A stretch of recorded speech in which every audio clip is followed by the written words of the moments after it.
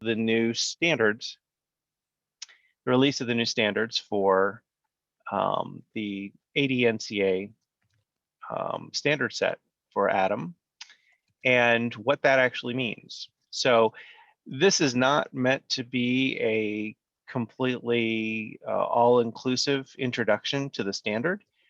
This is a high-level overview. I wanted this to be as much of a discussion as it is a presentation, so you are welcome to interrupt during the presentation if you feel there's a question that I can answer more fully or thoroughly, or you can wait to the end. We do want to notice, as you might have heard, that we are recording this meeting and we'll be making the recorded meeting available on the ISOP website in the future if anybody should want to review it and or share it with people who couldn't attend. But do also note that since we're recording, if you continue with the session and continue listening in, if you do speak up during the session, your voice will be recorded as part of the archival. And so your continuation is consent to being recorded as part of the presentation. We will stop recording at the very end of the presentation as part of the Q&A and discussion sessions. So if you do not want to be recorded but do want to attend the session, you can hold your questions until the very end and we'll turn off the recording, and that's when we'll participate in an open discussion session. But as I said, if there's something that I can clarify additionally while I'm giving the presentation, please don't hesitate to go ahead and interrupt and ask a question. I may not have all the answers, but I will do my best to try to provide you with something. Okay, with that, I'm going to go ahead and get started. I'm going to share my screen. If you were on earlier, you might have noticed that I was going back and forth because apparently the first slide gets cut off and I don't know why, but I apologize for that. The rest of them seem to be presenting okay. But if something comes up and people are having problems seeing it, again, speak up and I will try to accommodate the best I can. Okay, so again, the topic of this open discussion session is the review of the proposed ADaM-NCA standard and how that implementation of the standard and what effects it might have on the on our internal company processes, how it might affect how we interact with regulators, and just some other topics of interest. I will go through a very high level example of how it might be implemented, but it's a very open-ended standard, as I think you'll find as we go through. So there's a lot of things that can be customized for your company and how your company intends or would need to use it to meet what you currently do.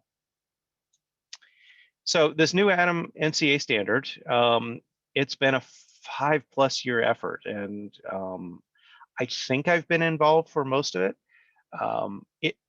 There may have been some early on discussions that I wasn't a part of, but I got asked to be a part of this mainly because I had poked my nose in initially when there were some initial conversations.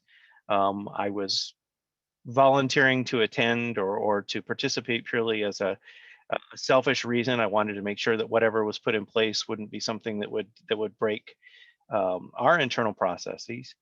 And I also wanted to make sure that there was some scientific representation within that group as well. Over the years, there have been a lot of people that have come in and left. That's why I'm not going to give you a full list of people who participated, but I will say that we've had pharmacometricians, we've had people who focus mainly on programming data sets for their companies, biostatistical programmers, for instance. We've had participation from, of course, the ADAM representation, the ADAM team. So we've got experts coming in and telling us what sort of works with ADAM and what doesn't work with ADAM. The core members of the team, by and large, up until, say, a year ago, were not members of the ADAM community at large. And so when we put this together, we did so purely from a scientific point of view and a programming point of view. And then once it was done, brought in ADAM representation to help us figure out how to make it compliant. We originally went forward with an effort to create a brand new standard. We were going to propose that it be added as one of the 5, or as an addition to the 5 accepted formats. But as we went through, we decided that no, we really could represent this as primarily a BDS structure. We're calling it BDS Plus because we are adding some additional requirements beyond BDS. So where BDS might be flexible and allow for things to be optional, we're making some declarations as to know that any data set that follows this ADnCA standard will have these particular data elements be a part of the standard as required. The initial rollout will cover NCA, so mainly just the PK portion, and that's what was in consideration when we developed it, but there have been discussion about future expansions to include additional variables as needed to allow for use in PD evaluations, and then potentially sometime in the future compartmental analysis. But there's already an effort going on with some of the people that are part of this effort as well to look at developing a standard for population PK, specifically one that is geared towards non-mem to start, but potentially could be expandable to other things. Non-mem seem to be one of the more ubiquitous programs, and so that's what we're starting with, but I'm not sure that that's where we're going to stop once we're finished with that. So there's a population effort going on, but we also kind of said that we would take a look and see if we could make some expansions to this particular format so that it could allow for using this format for both PD and compartmental. And by compartmental, I mean single subject compartmental, not population-based compartmental, which is a slightly different format in terms of what the needs are from a data set standpoint. The initial effort for NCA, we picked it because we thought that there was a lower specificity by program. So most programs that do NCA require the same set of variables. You need some sort of way of differentiating what a dose and a selected set of samples are. So you need to be able to carry through sorting variables. You need to be able to carry through a subject identifier. You need to be able to carry through dose. You need to be able to carry through time from that dose event. And you need to be able to carry through concentration. If you can carry through those main elements, then most of the programs will have enough information to run. By most programs, I mean both commercially available programs and ones that might have been homegrown within our companies to do the same sort of activity. As I mentioned before, the team has been a multidisciplinary team. There have been people who have been strictly programmers. There have been people who have been like I said, more on the scientific side, pharmacokineticists and pharmacometricians. We've had a physician or two attend over the 5-year cycle. And obviously we've had representation from CDISC and ADAM. And right now the status of the process is that we've gone through, and I'll cover this in more detail, but we've gone through several initial reviews. We went through a public review. We are in the process of resolving those public review comments. And hopefully, then that will cycle back through an internal ADAM review for conformancy. And then once that's done, it will be released hopefully later this year out for general use.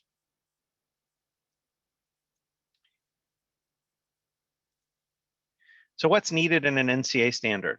For an analysis, you need time, and in this case, time from dose, as a cumulative decimal value. We usually carry through time from dose as protocol schedule time as well. We need concentration. As I mentioned, we need subject identifiers. Maybe we want to carry through terminal phase selection so that is sort of indelibly captured within a data set as well. Obviously, we want to be able to carry through exclusion flags. And in this case, note that we are talking about exclusion flags and not inclusion flags. So that's one of the ways in which we kind of deviate from what would be normal ADAM practice. And BQL handling. So what did we do when the source data is BQL? How did we change it? Did we treat it as missing? Did we treat it as 0? Did we treat it as some sort of value in between what the BQL level is and 0? So that sort of information would be carried through. And then any kind of information that might allow us to help sort those results after analysis. So once we run our NCA and we have output, and that output would be the things that we would likely carry through and place in the PP domain, for instance, what other things do we need to be able to report that information? And oftentimes we group and sort that data, like exposures or AUCs, Cmax, Tmax, half-life, things like that. We group those by other patient cofactors, age, gender, some sort of protocol grouping. And those can be groups, parts, sequence, cohorts, things like that. We might add in ethnicity as a way of grouping data, just things like that. So we would want to carry those things through in a data set as well. Obviously, we said before, exclusion flags, but then we also might carry through post-analysis outlier flags. So we might actually go back through after we do the analysis and continue to mark up or add to the data set as necessary, depending on what your individual processes are for reporting and carrying through values. And then finally, there are regulatory needs, right? So they want to see exclusions as well. They would like to see terminal phase selection if it's possible to include it in the data set. I know oftentimes we indicate what terminal phase is somewhere. That somewhere might be in a data table in the appendix of a report. It may be in the data set itself, or it might be in a separate data set. But ideally, my understanding is that regulatory agencies want to see what our selections are and, if necessary, a rationale behind those selections. We might also include information about how we handled those BQLs, and then any interpolation that we might have done. So anytime when we are adding data or changing data for the purposes of analysis, they want to understand what that is and why. So the pros and cons of this new ADnCA standard, and I'm going to continue to try to call it the ADnCA standard and not an ADnCA data set. So just understand that moving forward, we are not specifying, and by we, I mean not the ISOP committee, but the committee that's creating the ADnCA standard, we're not specifying that thou shalt call this data file once it's created ADnCA. You can, but you can also call it other things. So there's no reason, for instance, why your company couldn't call this an ADPC file. ADPC created following the ADnCA standard. Or you could call it ADPK, or you could call it something completely different. So we are not specifying that as part of the standard that the name of the file has to be ADnCA. Okay, so again, I will try my best when I'm talking about this to talk about it in terms of a standard convention. So the benefits that we see with this is that it will be a similar naming convention internal to the data set. So we're going to follow ADAM standard naming conventions and rules for the BDS structure. So you're going to see the same types of columns, the same types of header names, and data handled the same way. That has some benefit moving forward. And I'll get into why that may be beneficial over, say, an ADPC, or what companies are calling an ADPC file. There's some base required data. So there's ideally no reliance on multiple files when we're done with this. So dosing should be included in this data set, and concentration should be included in this data set, not carrying through two separate data sets. Obviously, we also want to calculate time from dose amount, that sort of thing. And ideally, this standard is flexible enough for most applications. So whether you're using a commercial application like Certara's Phoenix, or a legacy homegrown application, something done in R or S+, or even SAS, you should be able to read in this data set and use it. Most of those programs and data sets can absorb and use human readable data. So it does not have to be coded in a completely numeric fashion in order for that to be able to run. Which is why, again, that we picked this, because we thought that that would be beneficial for the industry as a whole. And then there's some base required data, and that base required data ideally would be uniform amongst all who use the standard. There are limitations, and some of those limitations will be time to industry and academia update. So we ideally hoped that this standard could be followed by those in academia as well as those in industry. And we know that your company, even my company, tomorrow is not going to drop what they're doing and spend time and resources into retooling your company's processes to use the standard. But we're hoping that over time, knowing that many companies go through cyclic process improvement, initiatives. Every few years, you go through and you evaluate your processes and see if there's something that needs to be changed. That might be an opportunity to institute the standard or change to the standard, change over to it if that works. This also may indeed be something that you choose not to do and that you choose to create as a submission standard, for instance, after the fact, and not one that you actually use for analyses. That's up to you to decide what's best for use at your company. And quite honestly, that's up to the regulatory agencies once they start receiving the standard to be able to comment and provide feedback as to, no, we really like this, and we would prefer that your company submit this all the time. And here's my next point in this, which is, will this be required by regulatory? We don't know yet. The FDA has participated in the meetings that we've had to develop the standard. They have a positive viewpoint on the benefits of having the standard and having there be one that every company that submits data to them uses. They weren't at this point going to place a stake in saying, yes, we're gonna require this and everybody's gonna use it. So I think they're waiting to see what the uptake is company-wide and industry-wide. But I think if everybody in the industry likes this and starts using it, that most regulatory agencies aren't going to turn it down and would be able to use it to meet their needs as well. And like I said before, there's some cost and some time involved in retooling, so that's a limitation here. And unfortunately, there's still a bit of flexibility in content. So because we broke away from our intent to create a fully realized standard in the ADAM world, and instead relied on BDS as the primary format, there's a lot of flexibility in BDS. There's very little that's actually required. And because of that, then each implementation of the standard could contain a myriad of different columns that may or may not be similar to what another company uses. With some commonalities, I think there will be enough commonality between company A's invocation of the standard and company B's invocation of the standard that you'll be able to look at data across companies or look at data across compounds and be able to use that in a wider sense. But company A's implementation may indeed be very different than company B's implementation.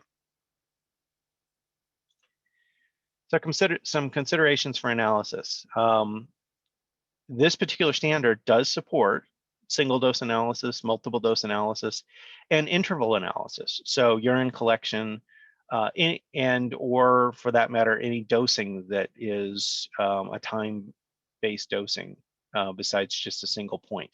So this standard will handle perioral dosing. It will handle IV dosing, both bolus and duration of an infusion. And it will handle, like I said, urine data. Because BDS has the concept of a start time and end time for its eval, you will be able to handle, like I said, a urine collection. So a 0 to 3 hour urine collection is something that you can capture. And if you were using that concept of a median time, that value can be created and used as well. So we believe that it covers the ability to do multiple different formats. And I don't think it's just limited to the three that I've mentioned here, but these are the three big ones that come to mind when we talk about NCA in general. We hope that it's tool independent. We are banking on the fact that most tools that have been created and most tools that are used have the ability to read and absorb both character and numeric data, which does make that data set nice because you can carry along human readable information in it as well as just a numerically coded set of values. Ideally, the number of copies of any set should be minimized. So the more versions you have, the more chance of error, which is one of the arguments for switching over to this standard and using it instead of others, is that if you have one copy for analysis, for instance, and one copy for reporting, so a different format, you've got, let's say, an analysis data set that you create as part of your company's process, but you also create, for lack of better terms, I'll use the term an ADPC file, and that file goes to your biostats group to do basic tables, figures, and listings for the reports. You've got essentially two divergent copies of a data set out there, and there is a possibility that errors could be introduced in those data sets. So ideally, if we can come up with one format that works for both, A, you're only creating one data set, but B, ideally you're reducing chances of error in the number of samples that are represented and the way that those samples are represented. So why not then just use ADPC? Well, ADPC is currently not a standard. It is also based on BDS. Each company makes their own version. And I tried to do a poll and we tried to find out what different companies were doing, and I've got that represented below. And I also even included some requests that my company has recently got or received from the PMDA. So some companies include enough information to perform an analysis, a full analysis, but some don't. So for instance, some companies will have an ADPC data set that includes dosing information and others do not. And if it doesn't include dosing information, then it may not by itself have enough information to be used as an analysis data set. A lot of people or a lot of companies use the ADPC file, again, as I mentioned before, for tables, figures, and listings that are created by their biostats group. And then that ADPC is a precursor to an NCA analysis data set. So there's an extra step involved. Part of that extra step is adding in the dosing information so that it could be used for NCA analysis. Our proposed NCA standard could serve in place of an ADPC file. We at least think it can. So we would strongly recommend that companies evaluate that to do so, but we're not saying that it has to tomorrow supplant your use of ADPC. You could do both if you decided to. And understanding that ADPC filled a need. There was a gap, and companies went out and filled that gap with a format that they created. But as you can see here, if we look at, one company just has time concentration and some sort of grouping variables. The next includes doses and demographics. The last one includes also terminal phase selection. And then, like I said, recently, the PMDA started asking for what they're calling ADPC. When you actually read what the agency asks for, they're essentially asking for your analysis data set, but they have received it, I guess, from enough companies in the format of an ADPC file that they've gotten used to starting to call that an ADPC file. And they even pushed back on my company when we said, well, we're giving you the analysis data set and it has all the information in it that you're asking for in an ADPC file. The answer we got back was, well, we still want a file called ADPC2.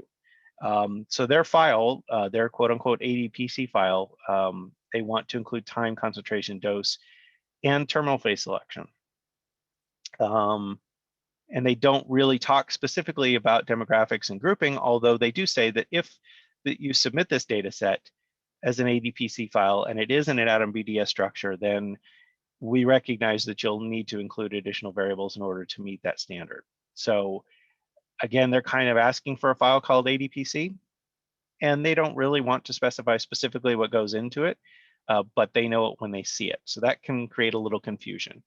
One of the things that you'll see later is we're hoping to have some discussions with them and maybe supplement their request for ADPC and have them agree to accept the ADnCA as well, or in substitution for the ADPC file. So one thing I wanted to cover was some data flow. And so I put together a couple of data flow maps of what you might typically see if you're using one versus the other and how that might change. So these are some things for consideration when you look at your own company's processes and ask the question, well, what would it take to actually use this standard within our company? So this is an ADPC and an ADPC kind of with an asterisk, and that the ADPC file is not the only file being created by the company. It is, the ADPC file is being used for TFLs, but it's also being used as a precursor to an analysis data set. So you have you have SDTM as the primary source for ADPC. You also may feed in information from other ADAM files like ADSL as appropriate or needed. That ADPC standard data set is created, and one group at least is using it to create TFLs. In this scenario, the handoff also is made to another group that creates an analysis data set, and then that analysis data set is used for the actual NCA pharmacokinetic analysis. And you notice there's a couple of dashed lines that make a loop back into both sets of data and the process of creating that data set. And that is where we often see after ADPC is created or after an analysis data set is created, then exclusions are flagged within a data set, or as I said before, terminal phase selection is flagged within a data set. So we're actually making changes to that file post-analysis. And I will say that the ADnCA standard doesn't really change that much. There's always this loopback piece if there's a desire to capture that information in there. And so that's one of the points I want to have for discussion later on is what does that, or how does that impact your company's processes if you know that, for instance, you're going to be changing the date and timestamp of that analysis data set, whatever it happens to be, because you're adding additional information that comes from the actual analysis process. Do we find that problematic? Are there other ways that we could do this? Then that post-analysis, the data goes into PP domain, and that PP domain might actually be an input into TFLs as well, or it might be an input into an ADAM version of the PP domain where some additional information is brought in, and the two are merged together, and that's what's used to create TFLs. So again, there's a lot of variation in process, but this is a flow examining the ways at which a company might use that if they're also creating an analysis data set. If ADPC contains enough information to do the analysis as well, then obviously you could eliminate the box at the top with the asterisk there and just have the data flow being that you've got ADPC feeding both into a TFL creation and into analysis, but still with that loop back of adding additional information from analysis into the file or updating the file with that analysis during the time when analysis is performed. So some limitations to this, obviously the file has to be created as a priority. So when we're going through and we're creating ADAM versions of data sets, oftentimes we'll prioritize the ones that are critical and the ones that come later on as part of the reporting process. And so this would be one of those that would have to be created up front because you wouldn't want to delay the process of analyses, especially analyses that we're going to continue to feed into TFLs any longer than you had to. And then these data sets are still often modified, and I'm not in any way saying that an ADnCA standard is going to change that. There's still a need to include information from the analysis by the pharmacometrician. So here's an example of what an ADnCA only data flow would look like. And really all I'm doing is taking away the upstream processes. You have ADAM and SDTM feeding into ADnCA. That same file is being used for analysis in TFLs. But again, note that there is a loop back from the analyses that feeds into that ADnCA file that would include exclusions and maybe terminal point selection. And so that file will be updated after it is initially created. So you're not going to have a version 1.0 of a file that you're submitting to a regulatory agency. Then post-analyses, that'll feed into PP or ADPP, depending on how your company does its processes, and that will all feed into the final TFLs. So the nice thing about this is there's only one file created, and so you're reducing the potential for error or the potential for a disconnect between the two sets of files. And it allows for one set of inclusions so that both the analysis and the TFLs are working off the same source, which is good. Timing, there's a loop back occurs, and again, the ADnCA creation has to be prioritized within the work that's included in the ADAM dataset creation process. And the file would need to be modified afterwards to include exclusions by the pharmacometrician. And then obviously, this might be a scenario where a company chooses to do both, chooses to continue to do or continue to create ADPC because that's what your company processes is or are, and you don't want to place a significant amount of effort into changing that process. So we still want to use ADPC for TFLs because we've already got the programs, they've already been validated, and we don't want to make any changes in that aspect. But we like the concept of an ADnCA standard, so we're going to implement that as well.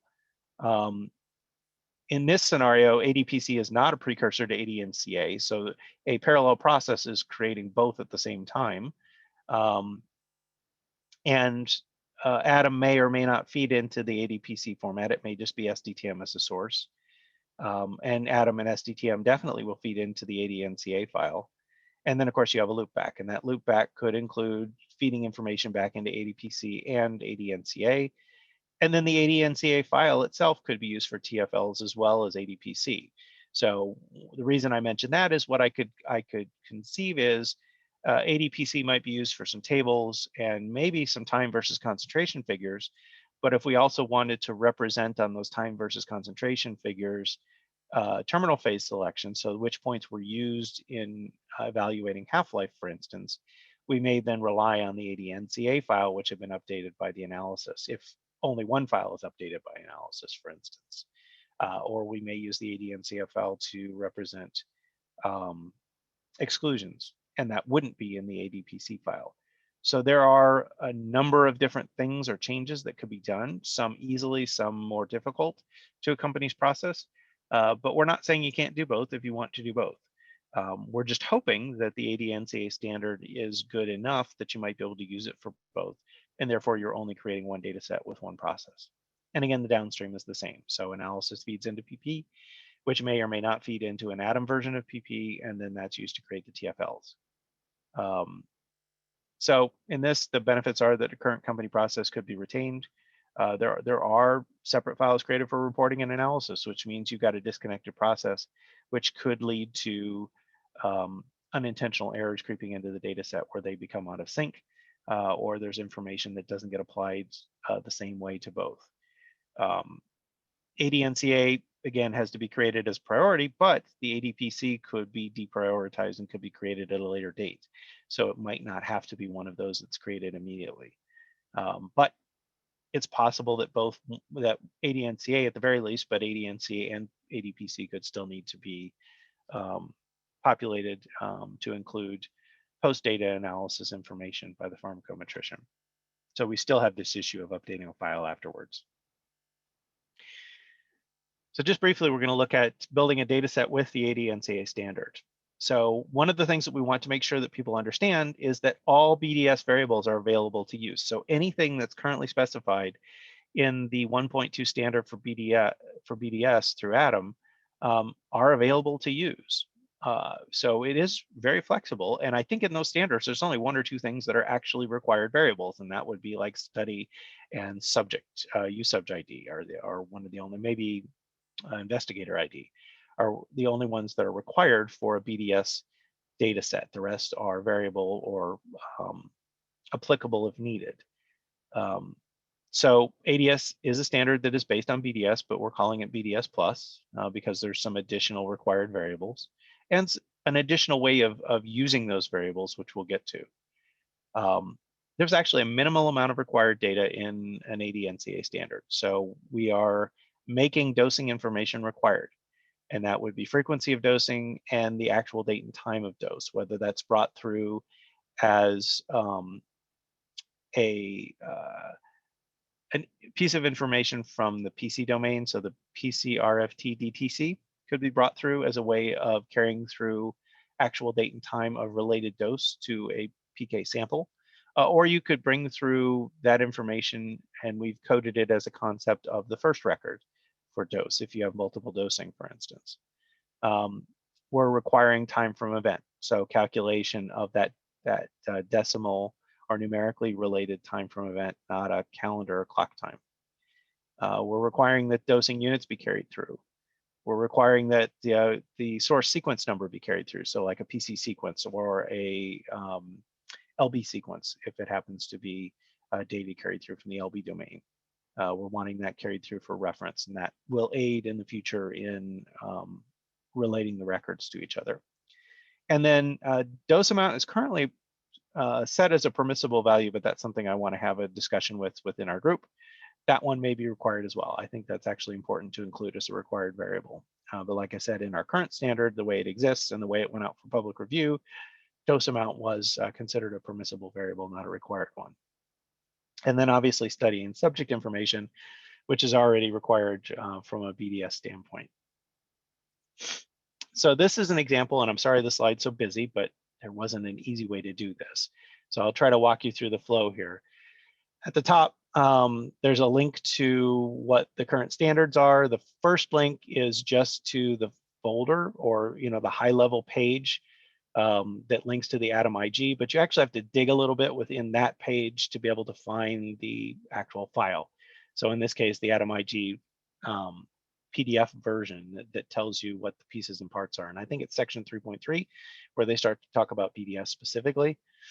And from that, we have pulled the listing of data here. The 2-column listing of data elements are the ones that we have pulled to be BDS items for consideration to be adding into a data set. So obviously study ID and use subject ID, the two that I've highlighted in red, those are the ones that were required by BDS, but then also potentially including a subject ID, because I know a lot of companies still use that fully numeric subject ID that might be 4 or 5 digits. And that's how they equate information quickly and easily within a data set. Site ID, age, obviously demographics type things, so age, sex, race. We've got the protocol treatment values and the numeric version of the protocol treatment values, the actual treatment administered and the numeric version of that. Dosing that was given per protocol, dosing actual, and obviously we're going to carry through dose units with that if we do present dosing in the data set. Periods, so other things that might differentiate a study, so periods, groups, those sorts of things. So A period and A period C. The things that I've highlighted here, things that are absolutely required. So if you have an A visit N, you have to have an A visit. If you have an ATP TN, you have to have an ATPT file as well. So those things have to be carried through in pairs. Actual date, actual time, or date time combined, or all three if you want. And then if you're doing interval information, you can substitute that ADT and ADTM for an AD or an actual start date, an actual start time, and an actual end date and an end time. So you don't have to have all of those combinations. It just depends on what you're using and how you're implementing the data set. And then of course, param code and a numeric version of that param code if you want to carry that through. And then your actual eval, because of course, why would you have a data set without an analysis variable type? And then a D-type variable, if needed, could be carried through as well. All of those are permissible. What I've done here then in the small table in the upper right is show you just an excerpt from PC. So I've got just 4 records from the PC domain. My day for PC was 1, except for the last sample, which was taken at 24 hours the next day. My PC TPT, you can see represented here is 0, 2, 12, and 24 hours. And then the date and time of a theoretical set of collections that would be adherent to that value. And I realized I didn't change my time. I'm terrible in my quote unquote source PC domain. I didn't change the actual times, but I did down on my data set. And then my PC sequence number. So I wanted to show how that data would be represented once it actually was placed into the proposed structure. So we're starting to build a data set. You can see the table at the bottom, what that might look like. We have study ID, we have a use subject ID. I didn't include a subject ID in this, but we could. Obviously, that would just be the last set for, or the last set of information out of the subject ID in this example. We have the actual dose units. I didn't choose to include protocol dose in this. We have a period. We have a visit, and you'll notice that a visit is not coded exactly the same way as PCDY. And that's one of the things that we deviated from BDS. So we're allowing for a visit and a visit num to be coded differently if we want to group variables together. And in this case, if we wanted to repeat a value. So the last 2 rows in this example are actually the same data point repeated. One to be used as the 24-hour sample for the first dose, and one to be used as the pre-dose or 0-hour sample for the next dose. ATPT, the numeric version of ATPT, as well as ATPT carried through as a character readable version, and then my eval. And why I've coded the 1 value red, obviously eval would be missing because eval would normally, for that first record, because it would normally be a numeric, and we've substituted a 0 as our imputation for a BQL value. And in this case, you could bring through an eval C But one of the things that BDS recommends is that you don't carry it through as AValC unless you're actually going to use AValC as it exists as an analysis variable. So instead, they suggest carrying through whatever domain is the source, that stress C value. So in this case, PC domain was my source, so I carried through PC stress C instead of AValC, but I could have coded it as AValC as well. I think there's just a concern that if you're calling something an AVal column, it's your intent to do analysis off of that. And so there is a potential then for creating violations when you allow values to become out of sync. So if I had an AVal and an AValC, for instance, and I coded AVal 0, but left AValC as less than 0.2, that potentially would be a violation or an error that would be flagged because the two weren't identical. Ideally, whatever imputations or processes you apply to one column, you should be applying to the other. For param, I've decided to code it with the typical analyte and drug name. I could also include units in my param value if I wanted to, if that was useful, rather than carrying through a unit column. So there is definitely some flexibility in the way that I would do this. And obviously I have a dtype column, which allows me to put a flag, a readable flag that suggests what I might have done to change the AVal in this case. Carrying that forward, again, the top part of this slide is the same one that you saw on the previous slide, but then adding some additional things in.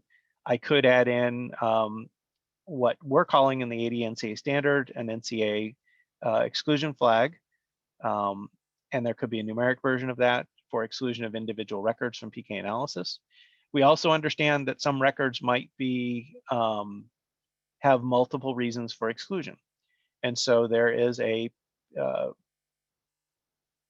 additional set of variables included in the standard for that exclusion flag that has a variable embedded within it. So like we could have an NCA 1 XFL, NCA 2 XFL and have additional columns that would flag that particular variable to say, well, it was excluded because it was a BQL, but oh, by the way, it was also a pre-dose sample, or by the way, it was also a bad sample that didn't get analyzed properly, so we're excluding it for that reason, or it's an outlier.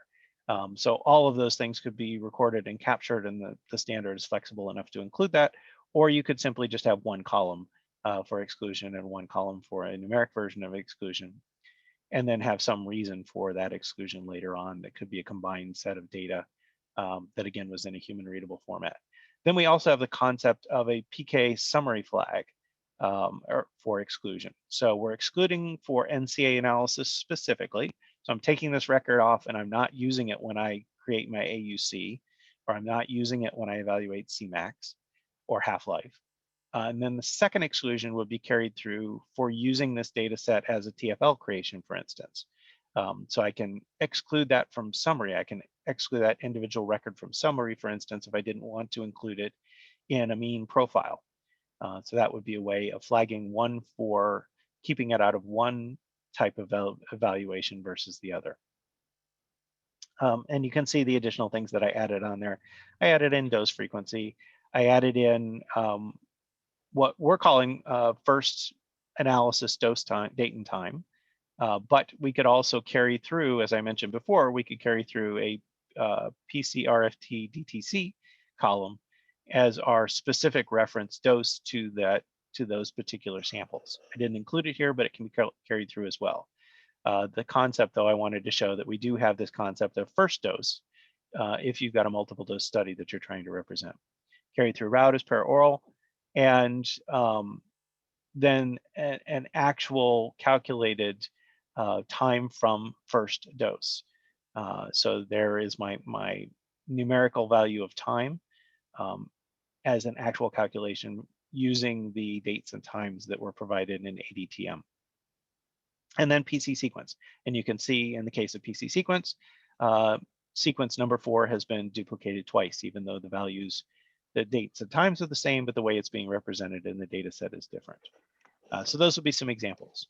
And I did also want to point out that if you carry through ATPTN, that could actually be the same as the nominal or protocol defined reference time from an event, from dose, for instance. And so you could forego carrying through ATPTN, not included at all in your data set, and just have an NEFRLT, which would be the protocol time from dose. And in this case would be 0, 2, 12, 24, and 0 again. So those are options that you can use. There are multiple ways of doing it. And again, that's one of the problematic things that may mean that company A does things slightly different than company B. But at least if I'm in company A and I get company B's data set and look at it, I will understand how they have implemented based on the standard way that they use the names and the column formatting. Dave, just a Yes. 10-minute warning Okay. for questions. Yeah. Okay, thank you. Okay. So I wanted to cycle back and look at impact on processes. What are agency indications? Well, our discussions with the FDA indicates that they would definitely accept this, that they're in favor of creating a standard. They would like to see it.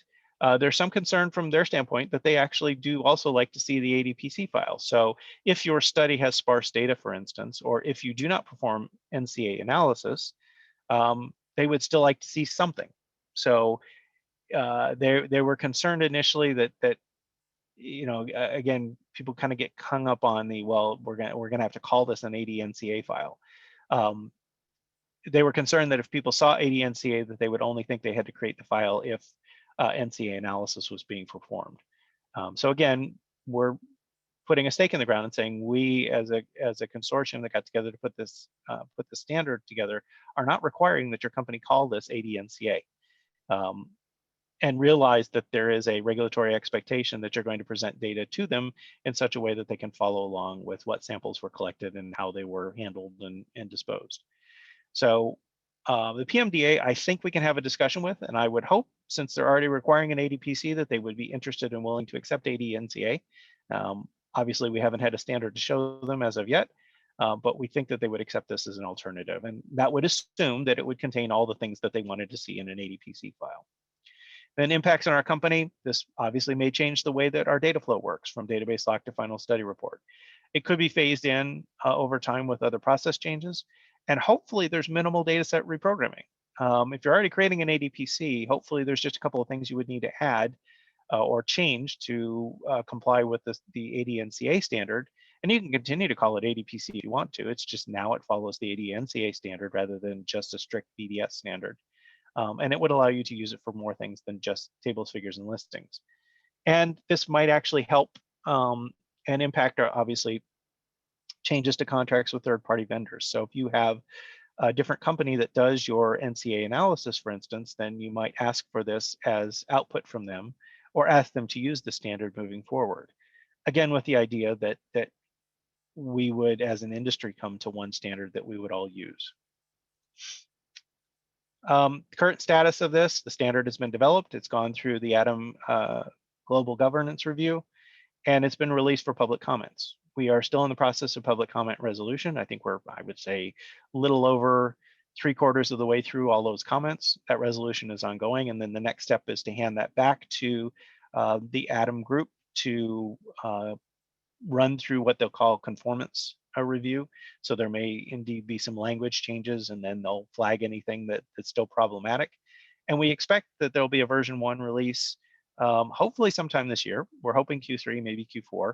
I think it's a little aggressive to say that we'd be able to finish it in Q2, but I don't know. That might actually happen as well. But I'm going to be a little less optimistic and say that it's probably going to be Q3 or Q4 of this year. And then this is when I get to my question session. So if we want to go ahead and stop the recording, we'll go through and talk about these specifically and then open it up to any questions that everybody might have. Yeah, hi Dave. Yeah, this is very nice presentation. And sorry that I started the recording a little late.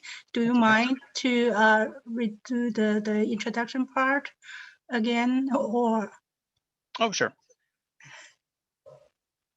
Yeah. I think we got most of it though, because I remember I was going through the disclaimer at the beginning. So I think we got most of it. But we can listen to it, and if we find that it doesn't include everything, we can add that on either at the end or the beginning as we need to before we release the recording, if that's okay. That way I don't have to back everything up and go through it. Yeah, that sounds great. Yeah, then I'll stop recording now. Okay, thank you.